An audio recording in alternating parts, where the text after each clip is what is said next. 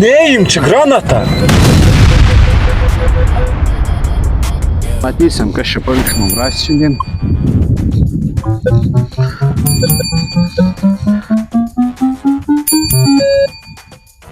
Iškuosiam su Equinoxa snaiperinė ritė. Nes čia daug šiukšlių ir šiaip. Tai matysim, kaip čia mums seksis. Ai, bet perpink švarks, bet čia gražus. Įdėjimus kaip. Gera matus. Nuotraukoje matomas senas geležinis kirvio galvos radinys, aplipęs žemėmis ir stipriai paveiktas korozijos. Senieji sodybų kirviai būdavo kalami rankomis vietos kalvėse. Kirvio ašmenų forma išduoda jo paskirtį. Platus, ploni ir į apačią nutįsę ašmenys rodo, kad tai buvo dailidės įrankis, skirtas rąstams tašyti statant namus ar klėtis, o ne malkoms skaldyti. Kad kirvis ilgai laikytų aštrumą ir nesulūžtų, kalviai naudodavo kompozitinę techniką. Pačią kirvio galvą kaldavo iš minkštesnės geležies. Iš toliau biškį parodys. Ten virš stryki. Taip taip daivus. Įdėjimus taip.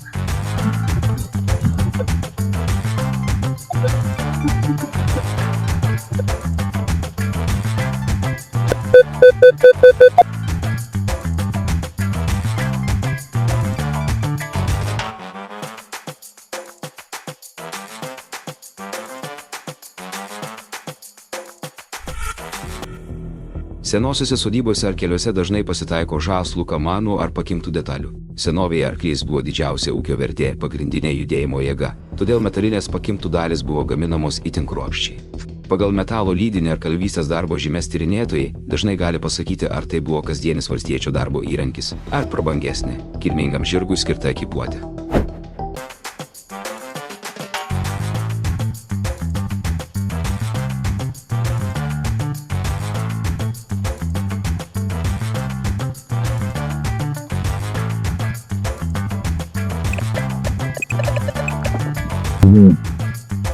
Galinys.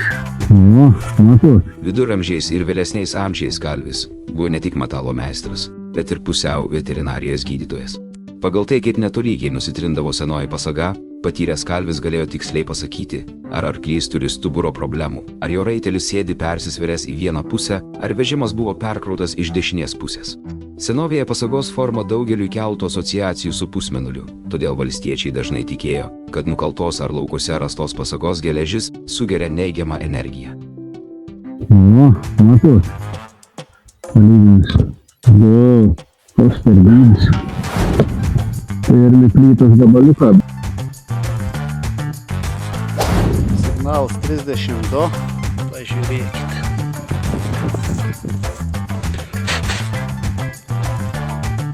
Šio laikotarpio, Nikolajaus I reformos, 2 kapeikų moneta buvo gaminama iš itin storos ir sunkios vario plokštelės. Jis svėrė daugiau nei 10 gramų, apytiksliai 10 su 24 gramo. Jis buvo didžiulis.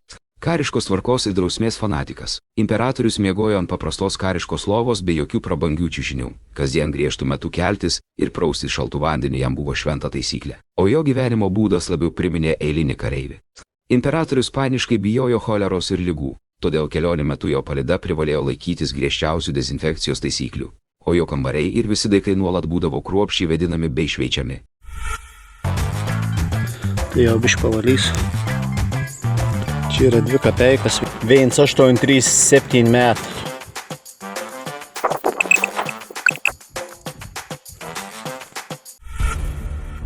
Šios granatos svoris ir valdymas priklauso nuo tipo, o pats sprogmuo slepia mirtinai pavojingą istoriją. Sovietinė F1 granata su sprogdikliu sveria apie 600 gramų, o kietaus korpusas supjaustytas langeliais, kad sprogstant susidarytų daugybė mirtinų skeveldrų. Nors rankinė granata karys ją numeta apie 30 ar 40 metrų, skeveldros skrieja toliau, o pavojinga zona siekia net iki 200 metrų. Pasitaikė tokių.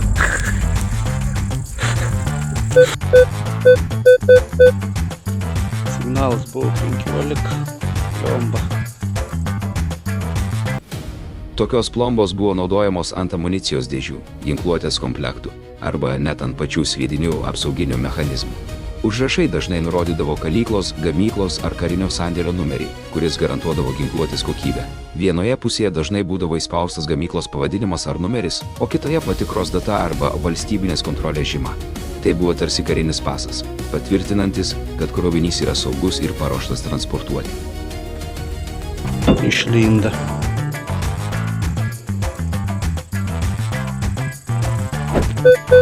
Galvojau, kad apvalus, bet saga.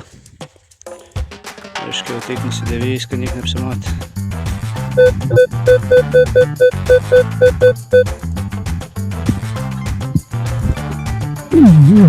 Moš 7.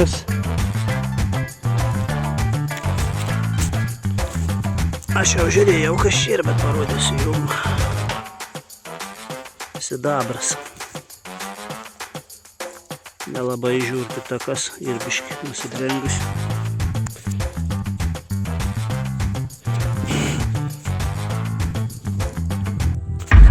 Nelabai išsiaiškinau aš apie to monetą. Pamačiau tik tą metus 1663 metą. Yra karūna, žemiau karūnas yra C raidė, C raidės vidurį X, iš šonų monetas lapelė tokiai ein. Nu, daugiau šiaip nelabai kas ir įsimato. Gal kas nors numanot, komentarus parašykit. Kas čia per monetą sidabrėnį galėjo būti. Fokusauk.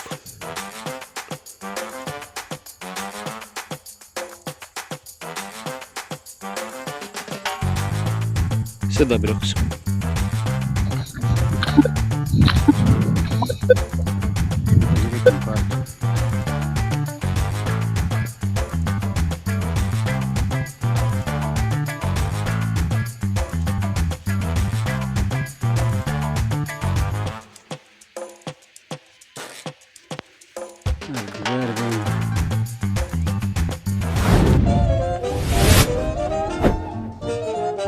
Šios 1867 metų 2 kapeikų varinės moneta, kaldinta Jekaterinburge svoris yra 6,5 gramų, o ją išleidęs imperatorius Aleksandras II pasižymėjo unikaliais istorinio gyvenimo faktais. Nepaisant to, kad jis į istoriją įėjo kaip vaduotojas, panaikinęs baudžiavą, prieš jį buvo surengta net 6 ar 7 nesėkmingi pasikėsinimai, kol galiausiai 7. pasikėsinimas teroristų rankomis jam kainavo gyvybę. Sulaukęs vyresnio amžiaus jis įsimylėjo jauną kunigaikštytę Jekateriną Buvarukają, apgyvendino ją tiesiog šeimos rūmuose po savo šeimos nosam, o praėjus vos mėnesiui po ankstesnės imperatorienės mirties slapta su ja susituokė. Jo valdymo metais Rusijos imperijoje prasidėjo didžiulis geležinkelių bumas, todėl imperatorius asmeniškai naudojosi prabangiu imperatoriškuoju traukiniu, kuris tapo viena iš pirmųjų vietų, kur oficialiai imta naudoti pažangi vokiška telegrafų aparatūra. 2 kapeikas.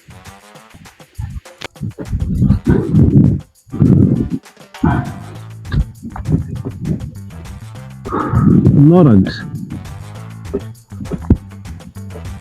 Čia toks maželėlis. Nulaužtų galima. Kišami megztinį. Užkasam daugas. Nepaleiktam. Atvirų daugių. Paskiau koks stirnė leisda, to jie nusisuks. Negalite.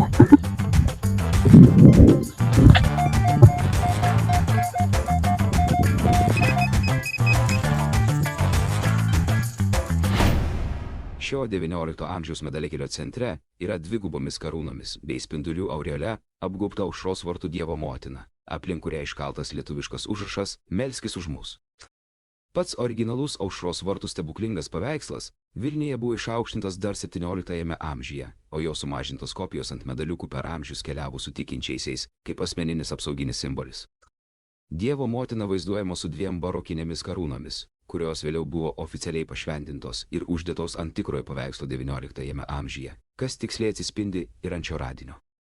Tokie medalikėliai su lietuviškais tekstais, dažnai su archaiška rašyba kaip Melskis už mus, buvo masiškai liejami ir populiarūs XIX amžiaus pabaigoje bei XX amžiaus pradžioje, kai maldininkai juos parsiveždavo iš atlaidų Vilniuje. Signalas 22. Škaplerius. Aliuminis. Yeah,